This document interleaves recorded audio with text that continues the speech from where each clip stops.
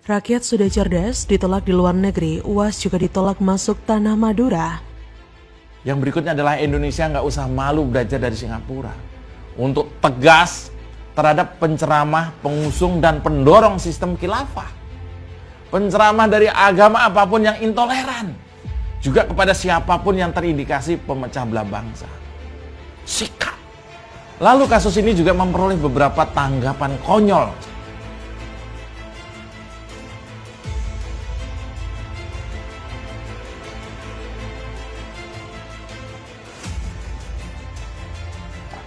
Somad dianggap sebagai penceramah yang suka menghina agama lain, sehingga dikhawatirkan membangun jurang perbedaan di masyarakat Singapura yang multi etnis dan multi agama. Somad juga dalam ceramahnya pernah merestui bom bunuh diri. Ngerikan, wah bisa ditangkap Somad kalau dia ceramah di sana.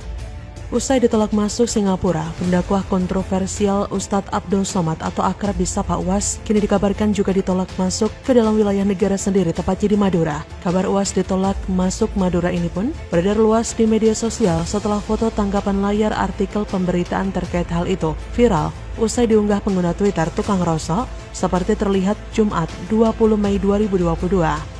Dalam narasi cuitannya, netizen itu menyebut bahwa warga Madura keren lantaran menolak kedatangan UAS di wilayah mereka untuk ceramah. Terlihat dalam foto tersebut, tampak judul berita hari ini ratusan santri bakal gelar aksi tolak kedatangan Ustadz Abdul Somad di Madura. Mengutip isi artikel pemberitaan yang dimuat di situs kabarbaru.co tersebut, tertulis informasi di mana ratusan santri mengatasnamakan Gerakan Santri Madura melakukan aksi demonstrasi untuk menolak kedatangan UAS pada hari Jumat.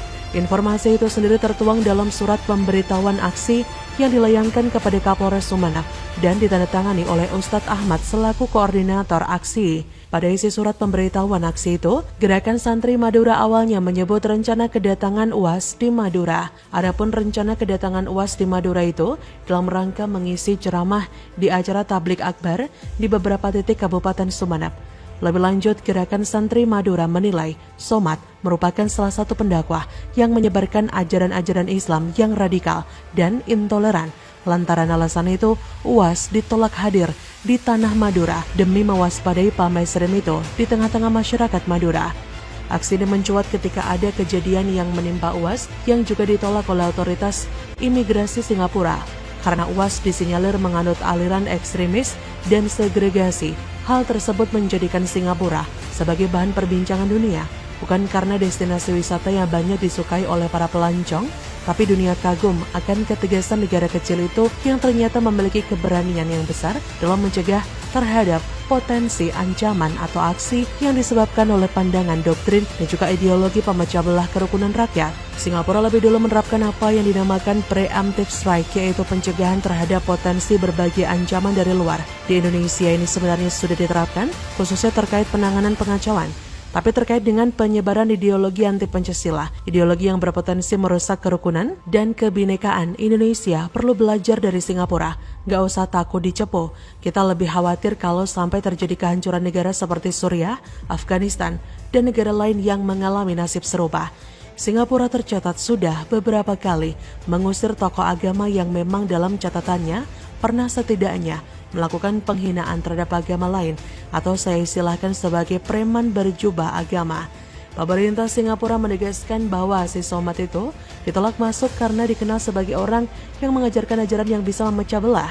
Penolakan serupa juga pernah dialami dua pengkhotbah Kristen pada 2017 dan 2019.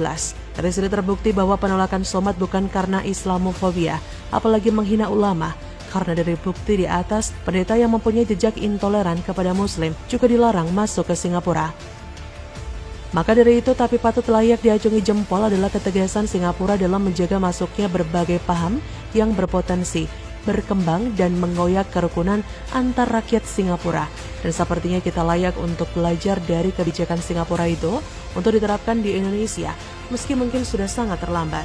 Tapi melihat aksi yang dilakukan oleh para santri di Madura itu dan beberapa penolakan di tempat lain, maka sebagian rakyat Indonesia memang sudah mulai sadar dan cerdas dalam melihat, memilih, dan mengamati siapa saja para penceramah yang baik dan tidak. Maka dari itu sebagai anak muda yang ingin memberikan manfaat dan aman kepada negara, kita juga perlu bijak dalam mencermati mana penceramah yang benar-benar memberi manfaat dan mana penceramah yang mempunyai kepentingan terselubung untuk wadah faham radikalis. Bagaimana menurut Anda?